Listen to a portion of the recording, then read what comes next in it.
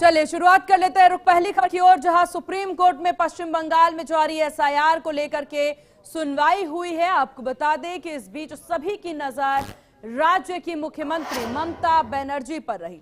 वो भी कोर्ट में मौजूद थी, जहां पर ममता बनर्जी ने कोर्ट से बोलने की इजाजत मांगते हुए कहा, क्या मैं बोल सकती हूं?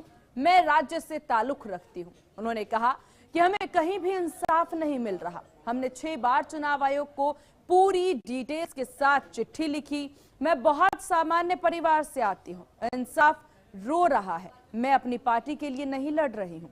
इन दलीलों पर सुप्रीम कोर्ट ने चुनाव आयोग से जवाब तलब किया है। अब इस पर अगली सुनवाई 9 फरवरी को होनी है, और जिस पर देखिए ये पूरी निगाहें इस पर टिकी हुई थी सभी की कि क्या ममता बनर्जी किस प्रकार से अपनी बात रखने वाली हैं, जिस पर सबकी निगाहें टिकी थी। ममता बनर्जी ने क्या दलीलें दी हैं उसको हम आपको ग्राफिक्स के जरिए समझाएंगे कि क्या दलीलें रही हैं। समझते हैं।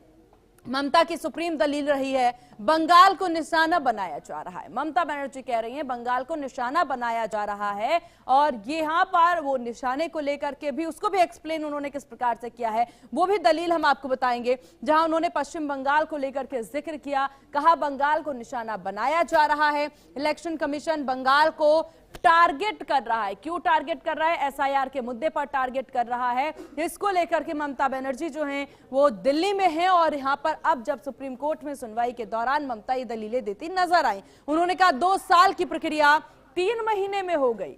एसआईआर की जो पूरी प्रक्रिया थी 2 साल की थी, जिसे 3 महीने में कर दिया गया। इसी की प्रक्रिया सिर्फ हटाने की, यानी नाम हटाने की, उनका कहना है कि सिर्फ हटाने की प्रक्रिया इलेक्शन कमीशन की रही है।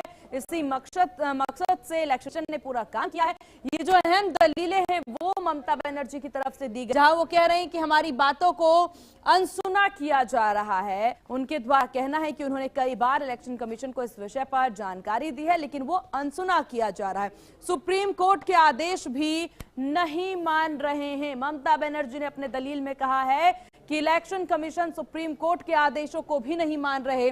ससुराल गई बेटियों का नाम काट दिया जा रहा है। एसआईआर नाम हटाने की प्रक्रिया साबित करती ममता बनर्जी नजर आई।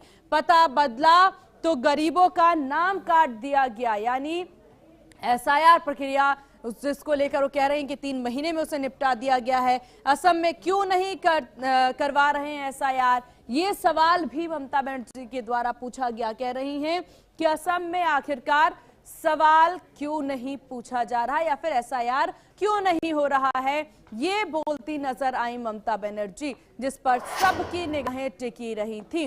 इस विषय पर ज्यादा जानकारी के साथ संवाददाता कंचन अरोड़ा हमारे साथ बनी हुई हैं। कंचन, आप सुप्रीम कोर्ट में ममता बनर्जी ने अपनी दलीलें दे दी हैं, कई सारे तर्क उन्होंने दिए हैं, और अब कोर्ट के द्वारा इलेक्शन कमीशन से जवाब भी मांगा गया। आगे क्या कुछ प्रक्रिया रहने वाली है? जी बिल्कुल, देखिए जिस तरीके से ममता बनर्जी सीधे कोर्ट में पहुंची और उन्होंने इस बात का जिक्र भी किया कि क्या मुझे 5 मिनट बोलने का समय मिल सकता है। हालांकि सीजीआई ने सीधे तौर पर कहा कि आपकी तरफ से कई बड़े बड़े वकील हैं, वो आपकी बात को रखेंगे, लेकिन आप आई हैं तो हम आपको 5 नहीं बल्कि 15 मिनट का वक्त देंगे। जिसके बाद ममता बनर्जी ने सीधे तौर पर बोलना शुरू किया और ये भी कहा कि चुनाव आयोग बात को नहीं मानता है। वहां पर लोग आते हैं तो बिना कुछ पूछे, बिना कुछ जांच पड़ताल किए, जिनकी शादी हो गई है उनका नाम सीधे वोटर लिस्ट से परमानेंट के लिए काट दिया जा रहा है।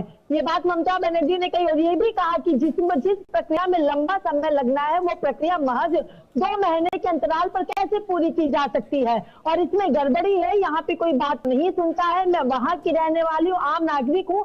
कई तरीके की बातें ममता बनर्जी की तरफ से कही गई। उसके बाद कोर्ट ने सीधे तौर पर चुनाव आयोग से भी जवाब मांगा, और अब अगली सोमवार यानी सोमवार की जो तारीख है वो सुनिश्चित की गई है कि सोमवार को फिर से इस पूरे के पूरे मामले को लेकर कोर्ट में सुनवाई होगी। लेकिन जैसे ही सीजीआई की तरफ से कहा गया कि सोमवार को अगली सुनवाई होगी, ममता बनर्जी ने फिर से कहा कि आप पहले मेरी पूरी बातों को सुनिए, मुझे आपसे और भी बातें कहनी है।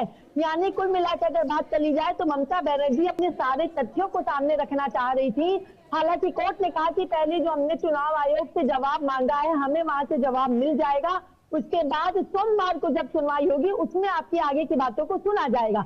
कुल मिला के अगर बात कर ली जाए तो ऐसा अब तक पहली बार हो रहा है कि जब किसी सूबे के मुखिया खुद सुप्रीम कोर्ट में पहुंचकर अपनी दलीलें खुद सामने रख रही हैं। ममता बनर्जी ने अपनी दलीलें खुद सामने रखी, ना कि उनके वकील के द्वारा उनकी दलीलों को सामने रखा गया। खुद ममता बनर्जी ने अपनी सारी बातें बताई।